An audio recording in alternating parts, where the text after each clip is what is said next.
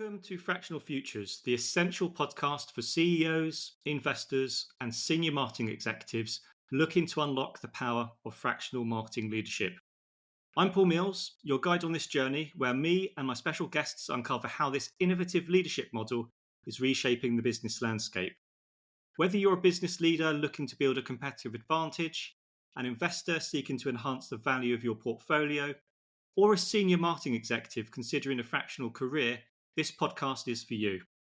We'll share expert insights, provide actionable strategies, and explore real-world success stories to help you leverage fractional marketing leadership for maximum impact. Tune into Fractional Futures and discover how to revolutionize your business and career. Hello, and welcome to Season 2 of Fractional Futures, where in each episode, I'm chatting to fractional leaders across the globe to get their perspectives on how the fractional leadership model is being embraced by the business landscape. Today, I'm delighted to be joined by Sofiane Morouche. I hope I've pronounced that right. Sofiane Morouche, who operates as a fractional CMO in Thailand. And he's also part of the Growth Connects network in the Asia-Pacific region. Hi, Sofiane. Welcome to the show. I believe you're currently in France at the moment. Are you there for the Olympics, or are you avoiding Paris like many Parisians do this time of year? Yeah, it happens that I'm currently in France for my yearly trip. So I live in Thailand. I'm based in Bangkok, but I come to France once a year to see the family. And it happens that it's happening at the same time as the Olympics. But yeah, I tend to avoid Paris at the moment because traffic is chaos. Everything is super expensive due to the Olympics. So I just watch on TV. Let's just go straight into your background. Can you tell our listeners a little bit about your marketing background before you became a fractional CMO? Yeah, sure. So I've got about 17 years of marketing experience. And the funny thing is that I started in traditional marketing, which what we can call traditional marketing, which is marketing at the point of purchase. And I used to be a trade marketing manager. If you remember, 17 years ago, digital marketing was not that developed at that time. It was really the very beginning of websites, social networks, online ads. And so we were mostly doing marketing at the point of purchase. So when people are inside the store. And I started my career just after graduating from a French business school. I started my career as a trade marketing manager, and I worked in trade marketing, so in retail marketing, for 5 years before I switched and I shifted to digital marketing. How did you discover the fractional model? Why did it appeal? Why did you switch from being an employee to a fractional? Yeah, so in my career over the 17 years, I had a chance to be an employee, and I had a chance to be an entrepreneur as well. So I kind of know both sides of the table. I worked for a company, and I run my own companies. So I came across the concept of fractional leader a bit by chance. I relocated to I never worked in France in my whole life. I spent the first 10 years of my career in Dubai, and then I relocated to Thailand. So I've got kind of very intentional profile. And when I was in Thailand, I started to look for a job. It was post-COVID. I started to look for a job, and I came across this position of fractional CMO. I knew what the CMO was, but I never knew what the fractional CMO was. And yeah, that's how I came across this role a couple of years ago. And what was it about the fractional model, or the fractional work style that appealed to you? Because it is kind of a new thing, isn't it? What was it that really grabbed your attention? Well, what I really liked about it is the fact that you can work for several clients and several industries at the same time. So it's not like a typical job scenario where you are working, first of all, in an office under a company umbrella. And so you are dedicated to a company, probably to a brand, and for sure to an industry. And what appealed to me is that by becoming a fractional, I would get the chance to work for more than one company at a time, more than one industry, more than one brand, product, or service. And I think that keeps your working life quite exciting and allows you to see much, much more things than being in a conventional. When it came to the transition from what you were doing before becoming a fractional to a fractional, were there any challenges that you had to overcome, I guess, on a personal or financial level to switch into that portfolio career? I would say that probably two challenges. One was, how am I going to manage my time, knowing that I'm going to work for several companies or businesses at the same time? And I'm sure that's a challenge that a lot of fractional come across. So I was not sure if because so far I was always dedicated to just one business or one company or one brand. I was not sure whether I was going to be able to manage and to juggle several clients, several partners at the same time. My second challenge was probably the geographical location, because being based in Asia with having my 100% of my clients in the US, I was thinking, how am I going to work with 10 to 12 hours difference with my clients? How are we going to be able to catch up on a daily basis, on a weekly basis? And so, yeah, it was kind of time and geographical constraint I was a bit worried about at the beginning. And so you mentioned the US, and so you are predominantly all of your clients US based at the moment. Yes. Do you have any local?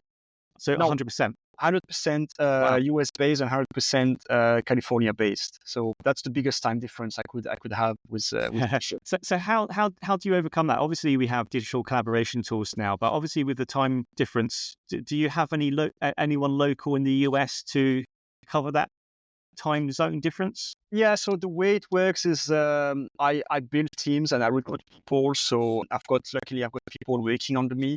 So they are there in the US. I recruit in the US so they can fulfill the daily tasks and manage the day-to-day operations.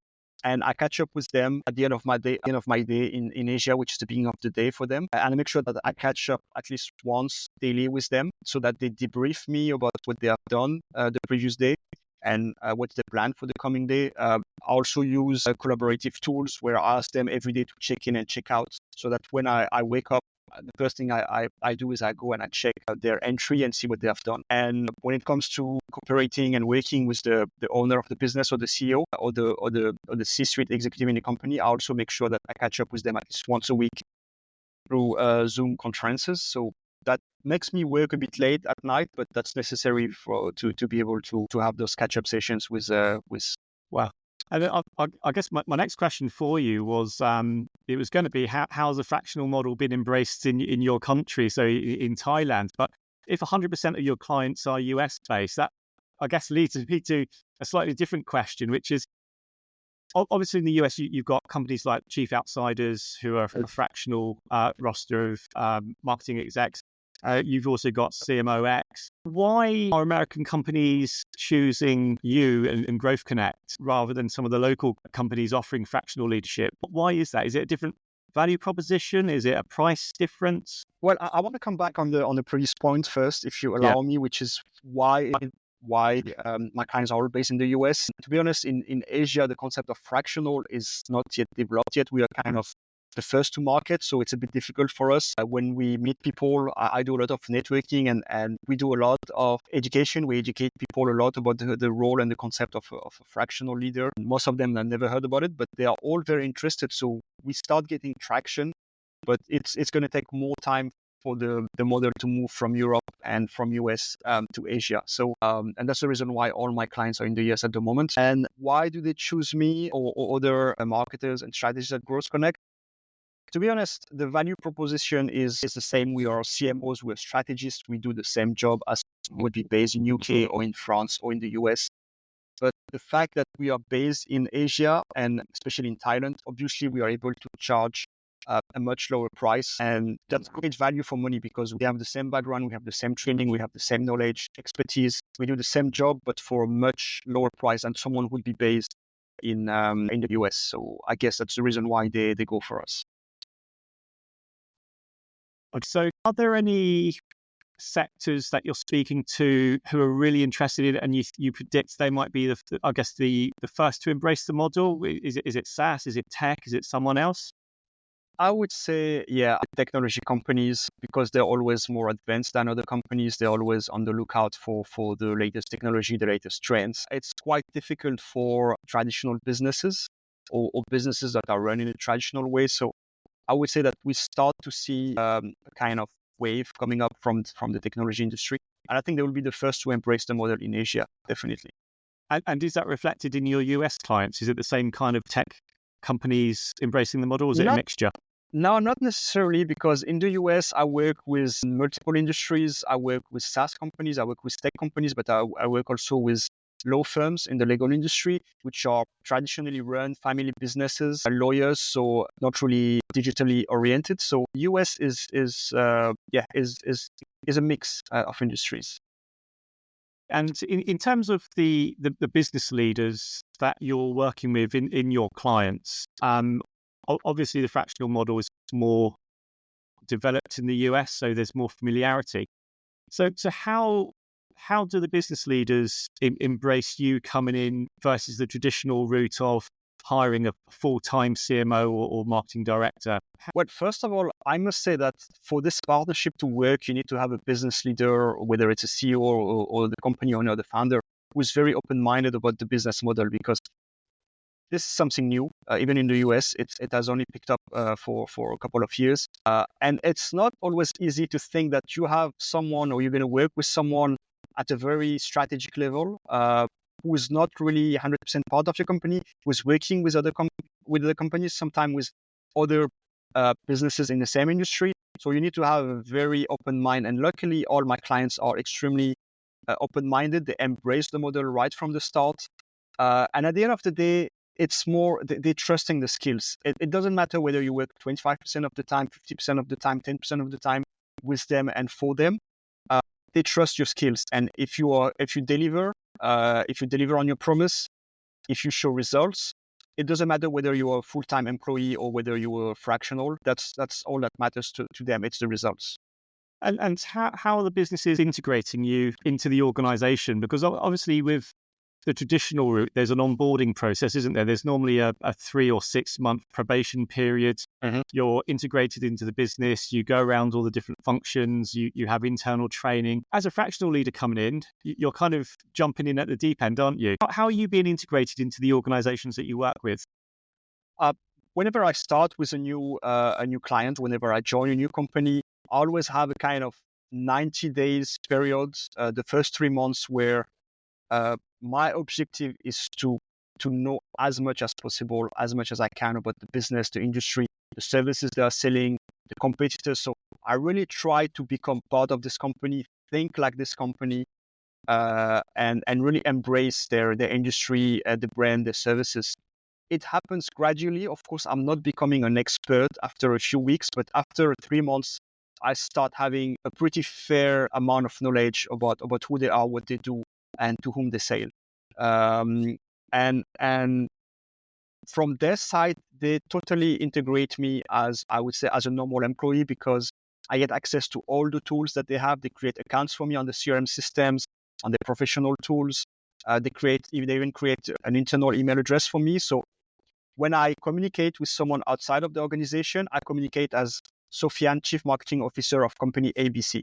So no one outside the organization knows that I'm a fractional, because I'm acting and I'm behaving and I'm working really as someone who is part of the company and internal.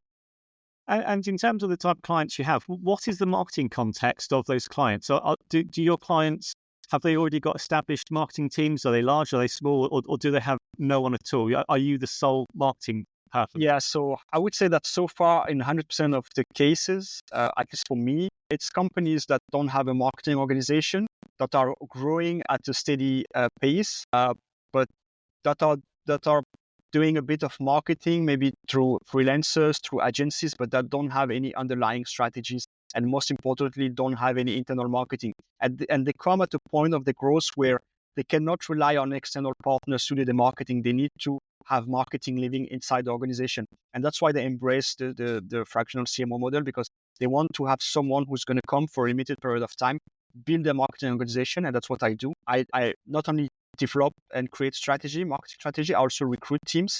I recruit people, I train them, I mentor them, I coach them. And at the end of the day, I recruit my replacement, so someone who's going to come as a full-time marketing director and CMO and replace me, so I can move on to my next. And that for me is a really interesting way of looking at this. I've been listening to several fractionals over the last few months, and many of them talk about part of their value proposition is to go into the business for not necessarily all the time, but they're a stepping stone. They are there as a bridge to get the marketing operations to a certain level and to a point where they can exit. So they will bring in a full-time person to replace them. 100%. Right from the start, I tell them that I'm not here to last. My assignment is limited in time, and I'm here to build an organization, to put in place a strategy, to recruit people. and to recruit my replacement. So they know right from the start that I'm not going to be here forever. And that also put them at ease, knowing that there is someone temporary for can be a couple of months. Some clients have been staying for longer than expected. Some clients I've been working with for 2 years now. But they know that at the end of the day, I'm not going to be here forever. And the beauty of the model I've implemented and the model we have created with Cross Connect is that we have developed tiers of engagement, going from the highest engagement tier, where I work for 50% of my time for a client, where I call myself a fractional CMO, down to the lowest engagement tier, where it's about 10 to 15% of my time, and where I'm more of a marketing advisor who's there floating around and here to advise them whenever they have questions or whenever they want advice on something. And the way it works is that I usually enroll them, onboard them on the highest tier. And over time, as things get implemented and as the team gets recruited, I downgrade up to the moment I become just a marketing advisor. And then I can just totally offboard them and disappear when they don't need me anymore. That's a really smart way of doing it. And it makes sense because, again, if you're the CEO or a CFO of an organization and you're looking to bring in that marketing expertise at the CMO level, you've got the choice of that traditional route of having someone full-time. But with this fractional model, it's nice because you can have someone come in on a part-time basis using a fraction of their time. And I guess your expertise becomes less as the relationship builds, gets longer. Yeah, and that's the point. The point is not to stay forever. Otherwise, I would keep a job as a full-time CMO in a company. My objective is to come build up marketing capabilities within a business, and once the job is done, moving on to my next assignment. And when you're developing your business over in the US, what's the biggest misconception that they have of the fractional model? Do you hear the same kind of thing or the same kind of challenge or objection coming your way? What are those and how do you overcome them? There are two types of misconception. One is that we are going to be the people who are going to implement and do the implementation. So we have to, and I really strive to correct that from the beginning. I'm here as a C-suite executive. I'm here at a strategic level. I'm not the one who's going to run campaigns. I'm not the one who's going to do ads campaigns. I'm not an SEO specialist. I'm not a copywriter. I know sufficiently enough about all those topics so I can recruit or work with people who are going to do the implementation in those fields. But I'm not an executing person. I'm a strategist. So that's the first misconception I really make sure I fix right from the start. The second misconception, I would say that they tend to believe that we are consultants rather than part-time employees. So I also like to make a differentiation between the job of consultant, which is someone who is coming to do an audit of the situation, an assessment, and give them a deliverable, and then tell them, okay, you're on your own now. My job is finished. You implement. My job goes beyond that, the work of a consultant, because not only I give them the solution and the blueprint, but I also help them execute this blueprint or the strategy. That's really interesting to know. Is there a minimum size of company where this model works better? Because there might be some startups that, there might be a CEO or a business owner of a small startup with 5 or 6 employees, probably turning over £500,000, $500,000. And I think I need a fractional CMO. In your perspective, is there a certain revenue size of company that this model fits perfectly for? Yeah, that's a good point, Paul. And I would say that you need to be working with companies that are generating already a couple of million of dollars in terms of turnover. So I would say that $3 million is probably the minimum. And I would say above 6 million is the sweet spot. The reason why is because, of course, they have to be able to afford my fee. And that's still, even though I'm a fractional, that's still a fee of a top executive. Even though I'm based in Asia and I'm costing less than an American-based executive, that's still a considerable amount. But not only my fee, because then I'm here to recruit a team. So there might be anything between 1 to 5 people. So that's that's more wages that they will have to afford. And once we have recruited the people, we need to have the funds for the marketing budget, which probably a couple $1,000 additional. So yeah, you need to be already in a good position financially and a decent growth level to be able to hire a fractional. And sometimes I tell prospects that, look, I don't think it's going to be worth it, because I always give them a projection of how much they're going to be spending in the coming months and in the coming years. And once they see the numbers and that it doesn't add up, they also realize most of the time by themselves that, okay, I'm not in a position to hire a fractional because I won't be able to afford everything that's related to the work I'm going to do. So I guess there's a revenue point where this model works, but there's probably also an ambition piece as well, isn't there? Because the business has to be in kind of that growth trajectory. That the business needs the ambition. The bit that's missing is the expertise, the marketing capability to get the business from A to B to C. So in terms of if there's any business leaders listening to this, what advice would you give to a CEO who's considering introducing a fractional leader into their business? I would say be curious, try to learn more about the fractional model, because for me, it's the future. So it's going to be more and more fractional in the future. Be curious, be open to it, give it a try. Speak with a couple of people. Don't always stick to one option. Speak with a couple of people, see the different ways of working. Probably maybe people based locally, be people based abroad, like you and myself. Yeah, but be curious and be open-minded. It's the same way, when internet came into our life, we embraced it. We were curious about it. We saw that it could be beneficial to us. It was something new at that time. So that would be my advice. Just give it a chance. You mentioned earlier it's a new model, particularly where you are in Thailand. So where's the fractional leadership model going to be in 5 years? Is it here to stay? Where do you see it?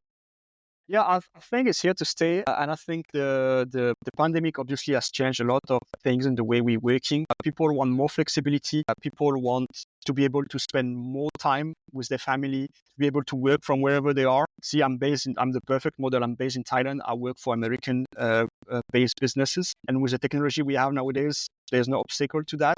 I think this model is gonna grow. Like I said previously, I do a lot of networking and I meet a lot of top executives, and a lot of them are towards the end of the career. They don't necessarily want to retire or step out from their role, but they want to be in a position where they can balance better their family or their personal time with their work time. I totally decide how much I want to earn, how many hours I want to work in a week or in a day. And I think that's one of the reason why this model is here to stay, because it gives a lot of flexibility to people who have been working all their life, sometime for a company, and who are not ready yet to retire, but want to have a kind of transitional period before they go full retired. So Sofiane, that last point you made just made me think about: is there a right or wrong age for someone to become a fractional CMO? Could someone, let's say, in their late 20s, become a fractional CMO? Based on my own experience, I think that to be a fractional leader, you need to have been a leader before. So you need to have a bit of background. I don't see myself being a fractional at the beginning of my career, because I was still learning the ropes, learning learning about marketing, learning about managing people. To be a leader, you need to be to be able to manage people, and that's not a skill that you usually have at the beginning of your career. So I don't see someone becoming a fractional leader before, I would say, 10 to 15 years experience, which is what happened for me. I think that's a really minimum requirement. No, I think you're right there. I think it's it's the expertise thing. They say that to become an expert in something, you need 10,000 hours of knowledge and practice. And I think until you have that level of knowledge of an industry, of leading people, of setting strategies, of delivering transformation, it will be very hard for someone in the very early part of their career to badge themselves as a fractional CMO. So I think you're totally right there. Yeah. So Sofiane, we're just drawing to a close now. Would you like to tell our listeners a little bit about Growth Connect? Growth Connect is a network of fractional CMOs. We created the network in Thailand. We are all based in Asia at the moment, but we are open to people also based in other parts of the world. And what we do is we do the work of fractional executives. The only thing is that we are really focusing on marketing strategy, and yeah, we also double down as a peer group, because we all work with different industries, with different clients. Some of the members of Growth Connect have actually clients in Thailand or in Australia or in other parts of the world. So we also share. We try to have a kind of a sharing experience between us. about the ways of doing the job of fractional in different parts of the world or with different industries. We share our successes, we share our failures. So yeah, that's a peer group of fractionals based in Asia. Is it kind of the first of its kind in that region, or are you seeing more companies or similar organizations setting themselves up to compete? We see similar organization, but more in the Western world, so in the US or in UK, for example. But in Asia, we're kind of the first one to do that. We see a lot of independent fractionals, but no one who has managed to gather forces and resources into a network the same way we have done it. On that, that's probably a good point to close the show. So if you've been listening or watching this episode, I hope you find value from the discussion and you've been inspired by Sofiane's story and journey. In the next episode, I'll be speaking to a fractional leader from the US, so stay tuned for that one. Sofiane, thank you again so much. I've really enjoyed hearing about your journey, and I wish you the best of luck in both your personal fractional career and also with Growth Tech. So thank you and enjoy your time in France. Thank you, Paul, for having me.